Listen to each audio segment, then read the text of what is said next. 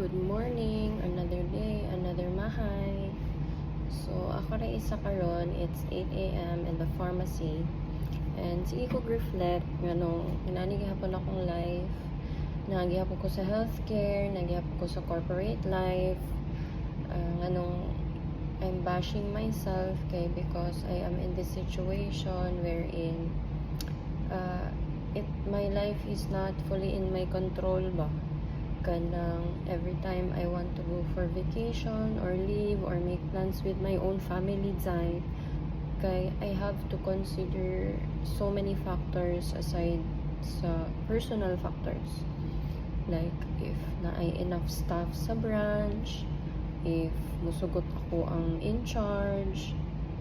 So na-frustrate lang ko sa part na dili ko readily available sa akong family. And aside ana is kanang I am working for my paycheck. Pero mag-work mo dito sa paycheck, pero kanang fixed lang siya, dili ko like no matter how much effort you put into or how less, it's still the same amount pa.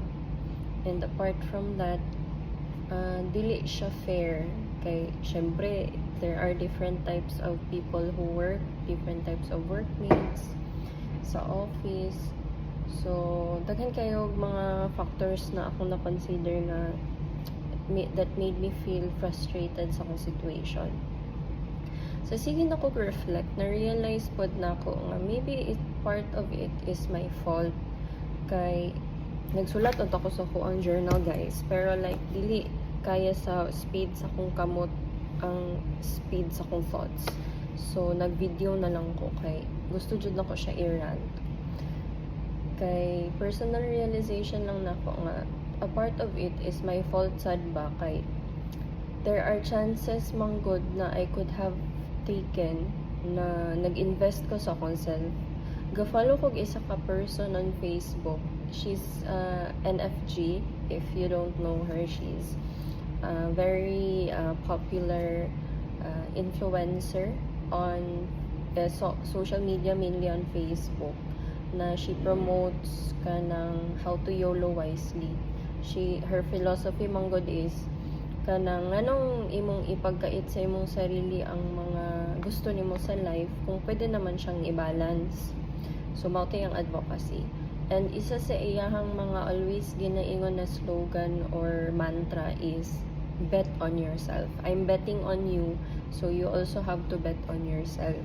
So I think before sa akong brain lang mutaya man jud kasi mong sarili and all, pero I think lately lang gyud nako siya na realize kung unsa gyud ang full meaning niya ba, nga kanang betting on yourself is kanang investing on yourself, which is mao man pod yung ginaingon nga you should spend on seminars, books, anything that will develop you, hone your skills and all. Pero late lang yun ako na-absorb nga wala din ako fully pa na tayaan akong sarili kay na multiple times na I could have bet on myself but I chose a different option. Like for example, ang ako aman yung dream and goal in life is makapag-work from home. And based sa akong personality and skills, one way I can achieve that is sa ako ang artistic side, which is either digital arts, graphic design, and daghan kay kog makita na mga people online who have done it and who are doing it. Mga idol na ko is sina Paper Raika, sina Skate. So nakita na ko jud ang potential na pwede na ko siyang sudlan. Kaso taan ako'y duha ka instances na nagmahay ko nga nung dili kana nga venture akong gipili but another option, which is in retrospect I unconsciously na ko siya gibuhat pa kay karon lang ko natauhan or nalamdagan hala tama di I could have chosen that other option nganong kani akong gipili. So example, first ko realization is kaning pagpalit na ko sa ako ang tisot na watch. Tara, Morning sala. Na blind ko sa fact na maka-own ko luxury watch, which is around 2,400 AED ni siya. Ako siyang gi-buy on the spot in installment. And for what? Although nakahatag man siya sense of accomplishment na ako kay first luxury watch, dili jud ako ni siya ma-own if nagpabilin pa ko sa Pilipinas. So it's like one concrete example ba nga ko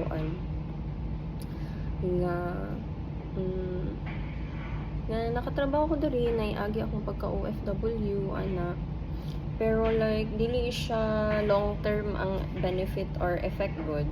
So ana ko may pag ako na lang siyang gi-installment og iPad para maka-practice ko Procreate digital art.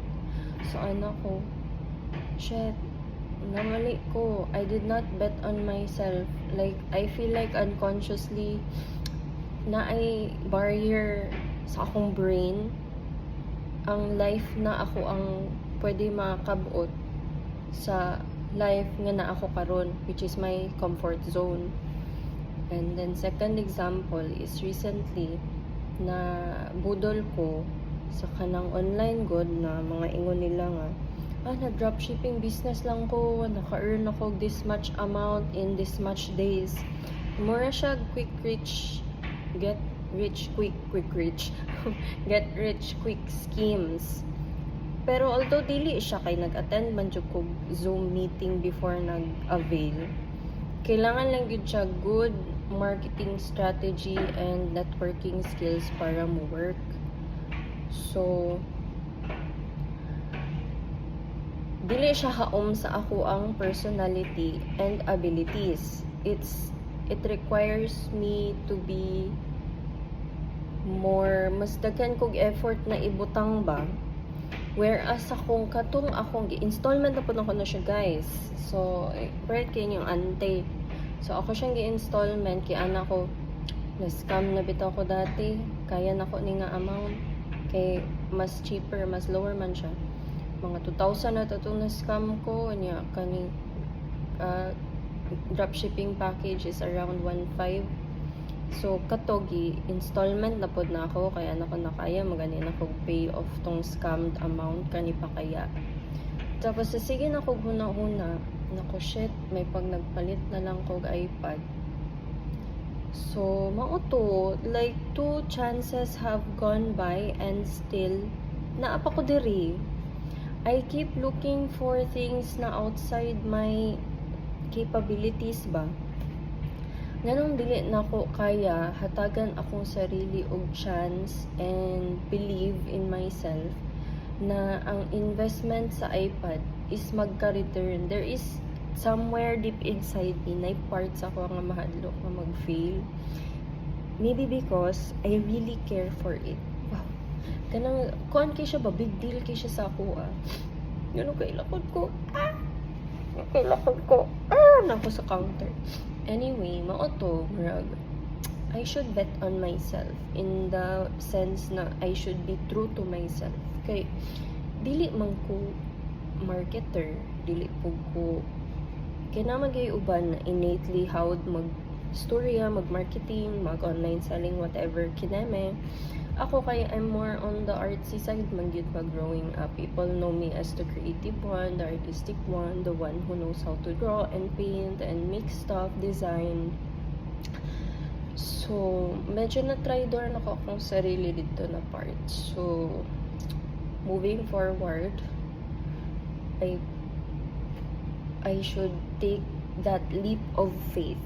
Leap of faith jud siya kay personally, I feel like murag jump ko into it very naked. Murag wala ko'y armas ba, pero ana good. So nganong kung asa ka maayo, kung dito ka mo try adventure kay you feel more afraid, no? So I should conquer that fear and try for it. So maora to. Thanks for coming to my TED Talk.